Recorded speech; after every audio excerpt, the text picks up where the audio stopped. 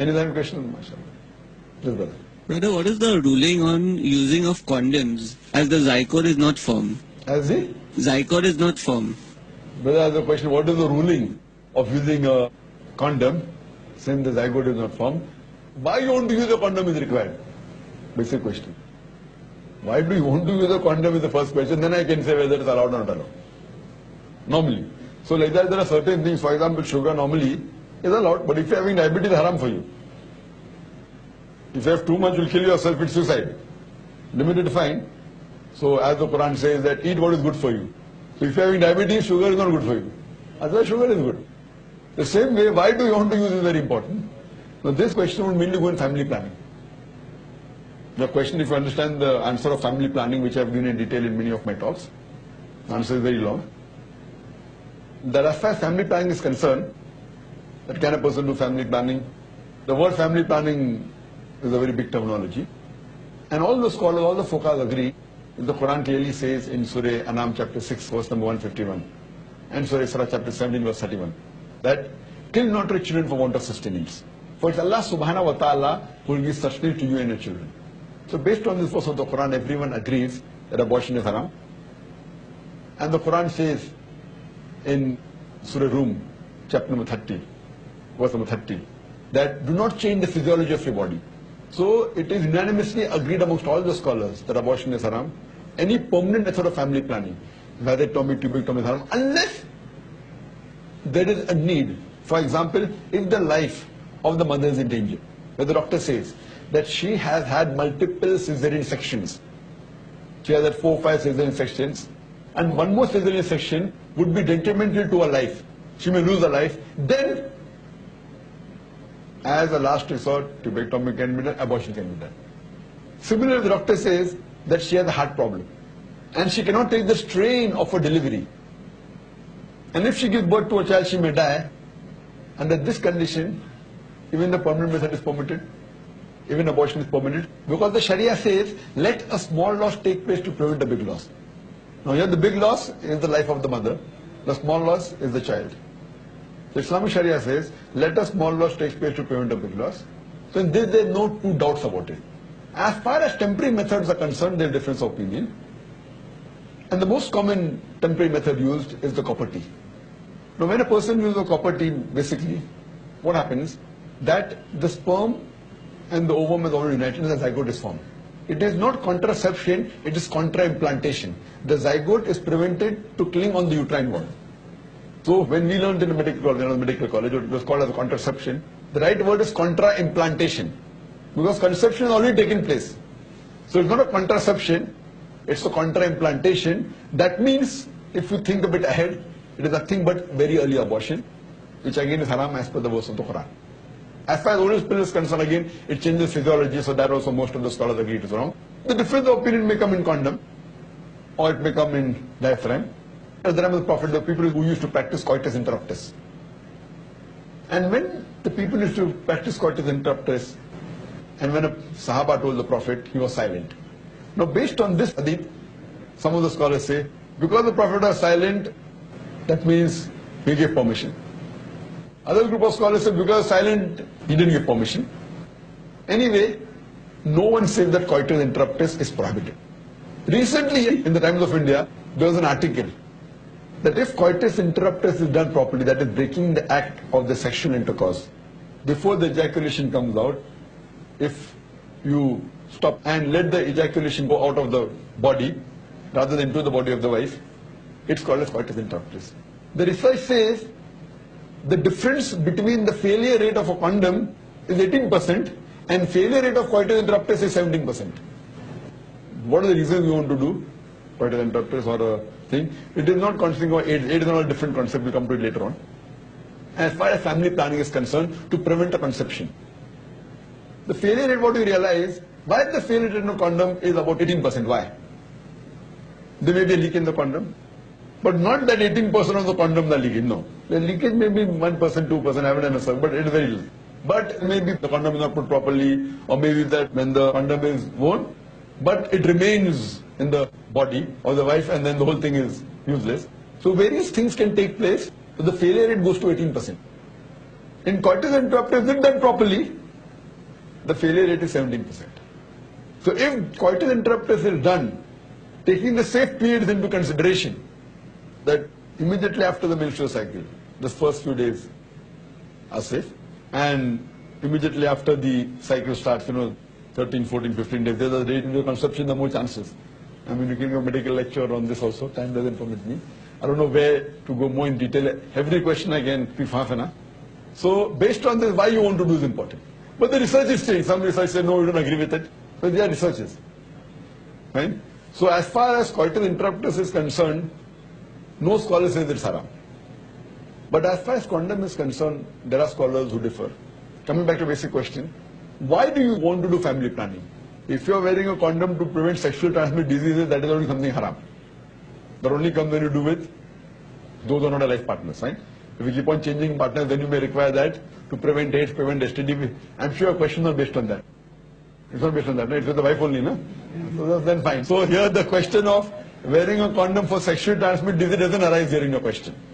But in that question, sexually transmitted diseases will come in coitus interruptus if there is a problem, if the woman has multiple sexual partners. So therefore there is a statement that, that to prevent AIDS, condomize yourself, which is haram.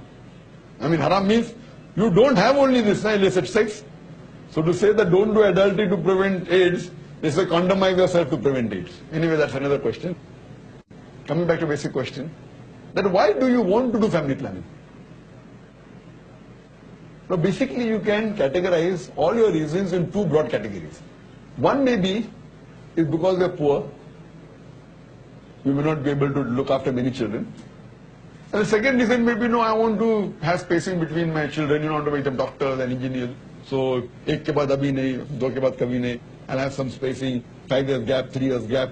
So basically whatever reason you have can be categorized into two broad categories. One is because you're poor, and secondly you may be rich, but you want to make them doctors and engineers. Now as far as the first reason is concerned, if you're poor, Quran has a solution for that. If a person is poor, the Quran has a solution of zakat. That every rich person who has a saving of more than the nisab level, more than 85 grams of gold, he should give or she should give 2.5% of their excess wealth in charity. If every rich human being gives zakat, poverty will eradicate from this world. No one would have hunger. So the question of family planning won't arise because you're poor. If you really fall below the poverty level, if you're fuqara, you can surely take zakat. And it's not harm to take zakat, that's your right. So coming to the next reason, that I want to make my son a doctor, I want to make an engineer. So if I have one child, I have to give a spacing of 2-3 years, and then I can concentrate on the education, etc. It's a fallacy and a misconception that if you have less children, you can give them good quality education. If you see the list of Nobel Prize winners, it's not that they have only been the first child. They may have been second, third, there may be multiple children. So it's a fallacy. And those who have multiple children, you may realize that the fourth or fifth child also may be, intelligent. And coming to the question of family planning, if my parents had done family planning, I would have been in front of you today. But I'm the fifth child of my parents. Fine, I'm at a boon of being for society, you can judge that. I'm the fifth child of my parents. If my parents had done family planning, I would have been in front of you today. So what you realize that it is a misconception. And Allah subhanahu wa ta'ala has given a natural method of family planning. That's known as lactation amenorrhea. The moment you give birth to a child, if the mother breastfeeds the child, automatically there is no menstrual cycle. Automatically there is a period of spacing. Allah subhanahu wa ta'ala does it. And the verse of the Quran which I quoted to you of Surah Anam chapter 6 verse 151 and Surah Isra chapter 17 verse 31. The meaning on the face of it is the same. The first verse Surah Anam chapter 6 verse 151 says that kill not your children for want of sustenance, for it's Allah subhanahu wa ta'ala who will give sustenance to you and your children. For killing of children is the sin. Surah Isra chapter 17 verse 31 says, kill not your children for want of sustenance, for it's Allah subhanahu wa ta'ala who will sustenance to your children and you. The order is reversed. The first verse says, you and your children. The next verse says, your children and you. Do you think Allah just haphazardly changes the order? On the face of it is the same or not? But when you do critical analysis, there's a world of a difference. The first verse refers to the poor people. Those who wonder that, और एक बच्चा हो जाएगा तो मैं भी मर जाऊंगा, बच्चे भी मर जाएंगे. और एक बच्चा will look after it, I'll die and my children will die. So Allah said, don't worry, Allah will give sustenance to you and your children. The second verse refers to the rich parents. I'm very rich, I'm not bothered about money, but I can't take care of my children properly. If I have both children. Allah says, Allah will give sustenance to your children and you. order is reversed. So critical analysis shows that Allah subhanahu wa ta'ala covers for both types of people, rich as well as the poor people. And there's one more third category which would be a different category. Some people say, I'm rich, I'm not bothered of money, and these are not bothered about making my child a doctor or an engineer. I want to enjoy life. So ये क्या झंझट बच्चे लोगों को पालना है and enjoy life. So therefore I don't want to have children. Third category, unique category.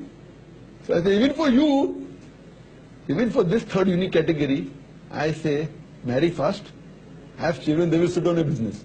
So marry fast at the age of 20. By the time you reach 38, 37, your son has become 16, 17. By the time you're 40, you can retire early. Maybe 3-4 years it will be difficult to take care of the children when they're young. By the time you are 38, 39, 40, your son and your children are taking care of your business. They're looking after your business. You can retire instead of 60, 70 at the age of 40. If you have to enjoy life also, marry fast, have children, they look after you, without tension. Right or wrong? So if for third category, have children, marry fast, bring them up properly, they can be a pathway for Jannah. The parents should pray for the parents. That's Sawab Jariya. So not for this world also, even for Akhirah. You know, there are certain communities who marry early, have children, and by the time they're 40, the child is taking care of the business. If you don't have a business, he will start working. He says, "Bhajan, abhi aap aaram karo. Aapne bahut mujhe dekha hai. You are taking care of me, I'll take care of you." So if you want to really enjoy life also, but in an Islamic way, if you marry fast, as the Prophet said that, oh young people, whoever has the means to get married should get married. The Prophet said, this is Hadith of Sahih Bukhari, Bab number 7, in the book of Nikah, chapter number 2, Hadith number 3. So early marriage is better. And the last final thing the Quran says in Surah Imran chapter 3 verse 54. They plan and plotted, Allah to plan. Allah is the best of planners. So if you want to plan your family yourself, the ball is in your court. But if you want to leave it to Allah, He is the best of planners. So I prefer those group of scholars who say that family planning should not be done. That is my opinion. So that is the reason the question of using a condom, family planning does not arise. But using a condom, if there is certain infection or there is a medical reason, it will not be outside. But if the doctor says that in certain cases, there are certain problems, like for example, oral pills are haram. But if there is a medical problem in your wife, and the gynecologist prescribes oral pills for a couple of weeks, to solve the problem, it's allowed. Like alcohol is haram. But if alcohol is the only drug that can save your life or cure your disease, it's allowed for the temporary period. A certain infection takes place in you, and if it's dangerous, it can be contracted for temporary period. If you use it, exception to the rules. In that case, it's permitted. Generally, my view is that it should not be used for family planning. Leave it in the hands of Allah subhanahu wa ta'ala. He's the best to plan, unless your wife has some heart problem or multiple sensation, etc. Hope that answers the question.